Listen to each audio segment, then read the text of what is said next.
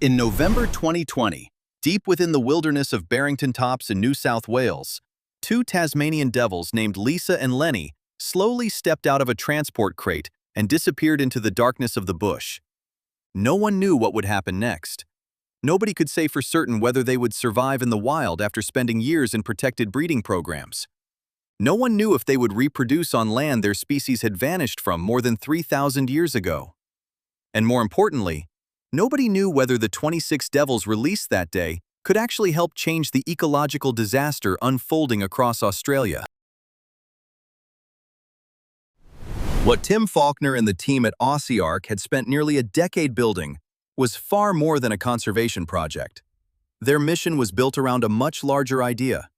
On one side, they were trying to save Tasmanian devils from a contagious cancer that had devastated populations across Tasmania.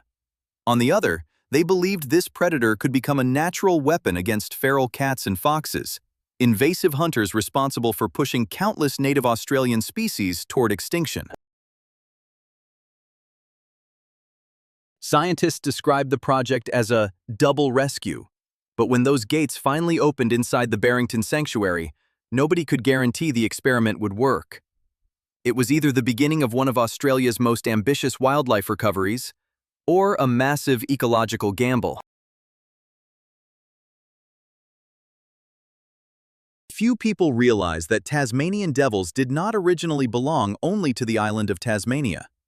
Thousands of years ago, they roamed across the entire Australian mainland, from the southern forests to the harsh deserts deep in the center of the continent. For millions of years, these animals played a critical role in the ecosystem as both mid-sized predators and highly efficient scavengers that cleaned the land of carcasses and decay. But around 3,000 years ago, everything began to change. Fossil evidence suggests Tasmanian devils vanished from mainland Australia during nearly the same period that thylacines disappeared as well. Scientists believe the arrival of dingoes was the biggest reason behind their collapse. Unlike Tasmanian devils, dingoes hunted cooperatively in packs and dominated territory far more effectively. Over time, devils were slowly pushed off the mainland until their final refuge became the island of Tasmania, a place dingoes never reached. However, even Tasmania could not protect them forever.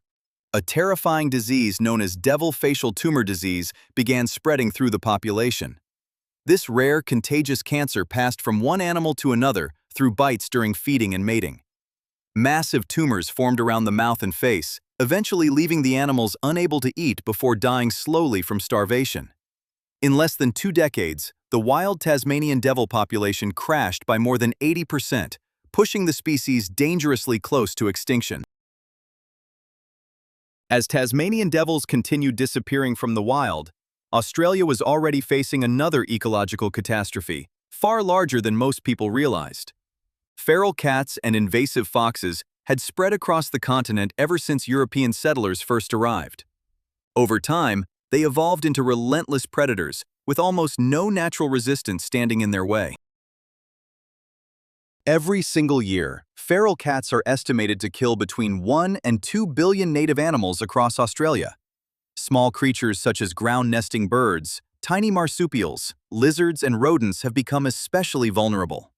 The terrifying part is that many native Australian species never evolved defenses against predators like these.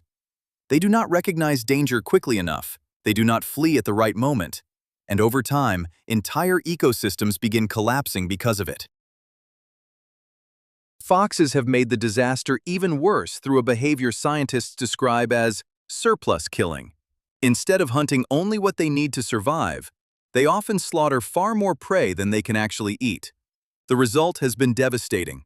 Australia now holds the highest mammal extinction rate anywhere on Earth. And according to many conservation scientists, feral cats remain one of the biggest forces driving that crisis forward. To prepare for this unprecedented release, the Barrington Wildlife Sanctuary spent years carefully building and controlling the environment. Hundreds of hectares were surrounded by predator-proof fencing, designed to keep feral cats and foxes out. But the fence served another important purpose as well. It gave the Tasmanian devils time to adapt to the wild, establish territory, and slowly lose their dependence on humans.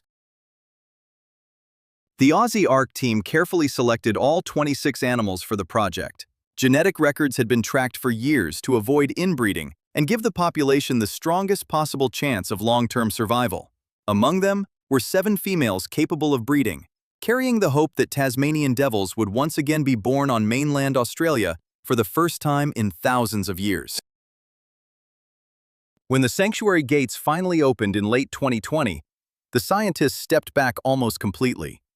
From that point forward, they relied mainly on camera traps and tracking collars, waiting to see whether these animals could truly reclaim their place in the wild once again. Only a few months after the release, the first promising signs began to appear. Surveillance cameras captured the Tasmanian devils adapting to their new environment, roaming freely, hunting, and establishing territory throughout the sanctuary. But the most surprising change scientists noticed was what started happening to the feral cats in the area. Tasmanian devils do not hunt cats the same way traditional predators do. Instead, they create survival pressure by dominating food sources and controlling territory. As extremely efficient scavengers, devils consume almost every carcass left behind in the wild, removing a critical food supply that feral cats often rely on between hunts. Earlier studies in Tasmania had already shown that areas with strong devil populations usually experienced lower feral cat activity. And now, after more than 3,000 years of absence, researchers were beginning to witness the same pattern slowly reappearing on mainland Australia once again. Even though the project is still in its early stages, the results have already surprised many scientists.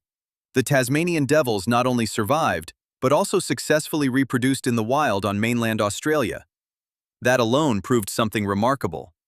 A species that disappeared from this land more than 3,000 years ago could still return and continue performing the ecological role it once held for thousands of years. Of course, 26 Tasmanian devils are not enough to instantly solve Australia's extinction crisis. But the work led by Tim Faulkner and Aussie ARC has shown that nature may still have a chance to repair itself when humans intervene the right way. And for the first time in many years, Australia may finally be seeing a small glimpse of hope in its fight to restore balance to an ecosystem that has been slowly collapsing for generations. If you want to see more incredible but completely real wildlife stories like this one, make sure to like and subscribe so you do not miss the next videos.